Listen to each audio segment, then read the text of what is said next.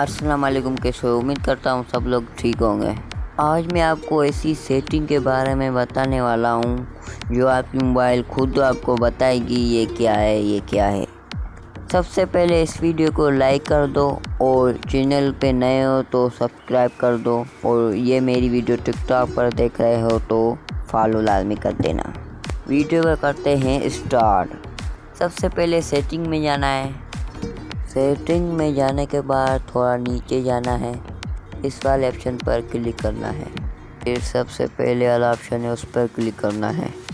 फिर दूसरे नंबर पर है ऑप्शन, उस पर क्लिक करना है।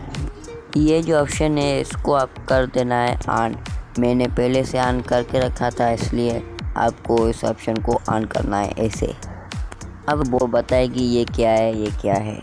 देख सकते हैं आपके सामने, मैं आपको दिखा रहा हूँ। जो भी ऑप्शन है सारे मोबाइल पढ़ के मुझे सुनाएगी। देख सकते हैं मोबाइल बोल रही है। आगे सुनते हैं क्या कहती है मोबाइल।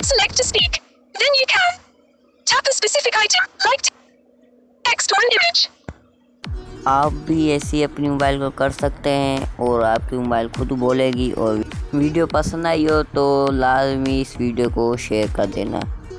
ऐसी और वीडियो के लिए चैनल को सब्सक्राइब कर देना और टिकटॉक पर फॉलो कर देना। मिलते हैं अगली वीडियो में, तब तक के लिए अल्लाह हाफिज़।